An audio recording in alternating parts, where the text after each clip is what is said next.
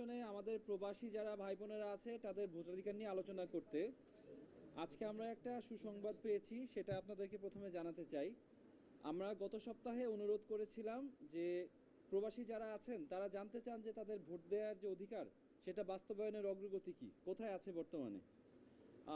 নির্বাচন কমিশনের সাথে তাদের সরাসরি যোগাযোগের সুযোগ নাই, এই জন্য আমরা নির্বাচন কমিশনকে অনুরোধ করেছিলাম যে আপনারা প্রতি 2 সপ্তাহ অন্তর অন্তর একটা অনলাইন ব্রিফিংয়ের আয়োজন করেন, যেখানে আমাদের প্রবাসী ভাই বোনদের জানাবেন যে তাদের ভোটাধিকারের আপনারা যে বাস্তবায়ন করছেন সেই অগ্রগতি কত দূর, তারা কিভাবে রেজিস্ট্রেশন করবে, তারা কিভাবে কোথায় যেয়ে ভোট দিবে, কোন দেশে কখন রেজিস্ট্রেশন চলছে, আপনারা এইভাবে প্রস্তুতি কিভাবে আগাচ্ছেন।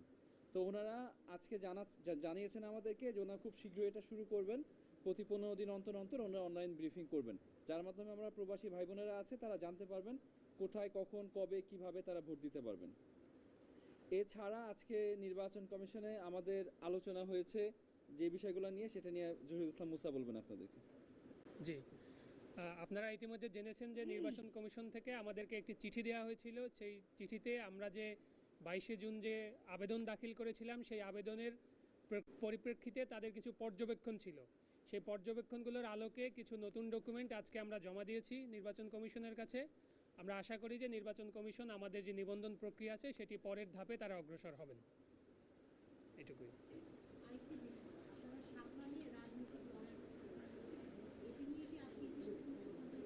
না দেখেন, ইসি তো কোনো রাজনৈতিক প্রতিষ্ঠান নয়, ইসি হচ্ছে একটি সাংবিধানিক প্রতিষ্ঠান। ইসির সাথে তো আমাদের রাজনৈতিক লড়াইটা না। আপনারা জানেন যে আমরা যখন দরখাস্ত দিয়েছি আমরা শাপলাকেই আমাদের প্রতীক হিসাবে চাওয়ার জন্য দরখাস্ত দিয়েছি, এবং আপনারা জানেন প্রতীকটা বরাদ্দ হয় যখন নির্বাচন কমিশন নিবন্ধন সার্টিফিকেটটা দেয়। যেহেতু নিবন্ধন সার্টিফিকেট আমরা এখনও পাইনি, তো সেই প্রতীকটা নিয়ে আমরা এখন তো কথা বলতে পারছি না। বিধিমালায় তফসিলে নাই। জি, এটা আমরা এর আগেও বলেছিলাম যে বিধিমালা যে কোনো পর্যায়েই সংশোধনযোগ্য, এবং এটা সংশোধনের জন্য আইন বা অধ্যাদেশেরও দরকার হয় না। এটা নির্বাচন কমিশন চাইলেই এটি সংশোধন করতে পারে। কিন্তু এটা তো আপনাদের নিবন্ধন দেওয়ার আগে করতে হবে, সেই বিষয়ে আলোচনা হয়েছে। জি, তবে আমরা যে সাংবাদিক আমরা কিছু পরিস্থিতির মধ্যে দিয়ে যাচ্ছি, পরিস্থিতিগুলো কিভাবে বলবো। গত 15 বছরে আমাদের যেটা হয়েছে হলো মানুষ হলো ভোট দিতে পারে নাই, আর আমরা ভবিষ্যৎ যে বাংলাদেশের দিকে যাচ্ছি সেখানে হলো গণতান্ত্রিক প্রক্রিয়ায় একটি দল ছাড়া অন্য কেউ যদি ভোট নিতে আসে তাহলে সেখানে তারা সমস্যার সৃষ্টি করবে। এই পরিস্থিতির দিকে যাচ্ছি। ইলেকশন কমিশন এই পরিস্থিতির সৃষ্টির পায়তারা করছে। অর্থাৎ আমরা গত 15 বছরে ভোট মানুষ দিতে পারে নাই, আর এখন যদি কেউ ভোট নিতে যায় গণতান্ত্রিক প্রক্রিয়ায়, সেই প্রক্রিয়া তারা বাধাগ্রস্ত করছে, 1 নম্বর। 2 নম্বর হলো আমরা যত দিন এই ইলেকশন কমিশনকে দেখতে পাচ্ছি ততই বুঝতে পারছি যে এটা মেরুদণ্ডহীন একটা ইলেকশন কমিশন।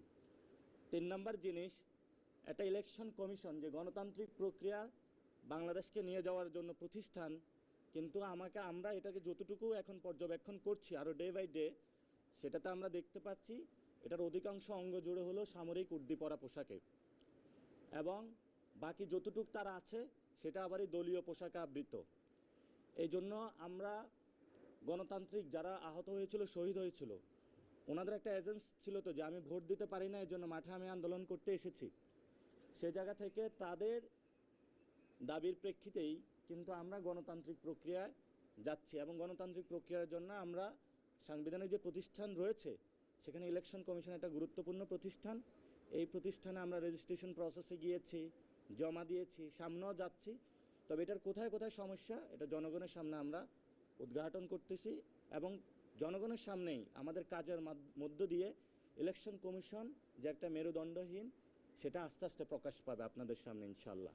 এই কথাটি কেন বলছেন? এই কি কাজ পেয়েছেন আপনারা? এই কমিশনের অধীনেই যদি ভোট হয় শেষ পর্যন্ত আপনারা ভোটে যাবেন কিনা, মানে এটা এর আগেও প্রশ্ন করছি, কিন্তু আবার প্রশ্ন করছি যে ডেভেলপমেন্ট অনেক কিছু হয়ে গেছে, মানে কোন বিষয় এই সিদ্ধান্ত নেওয়ার জন্য আমরা আপাতত যে অবস্থায় আছি সেটা আমরা বলেছি যে ভোট গত 15 বছরে ভোট দিতে পারে নাই, এখনও ভোট নেওয়ার সিস্টেম নাই। যদি আমি ভোট নিতেই না পারি, জনগণ যদি আমাকে ভোট দিতে আসে আর আমাকে যদি বাধাগ্রস্ত করা হয় ভোট নেওয়ার জন্য, তো সেখানে যখন আমি বুঝবো আমাকে ভোট নিতে দিবে না, সেখানে গত 15 বছরে তো অনেকে ভোটে অংশগ্রহণ করে নাই, যদি আমাকে ভোট না দিতে দেয় তাহলে আমি কেন অংশগ্রহণ করব?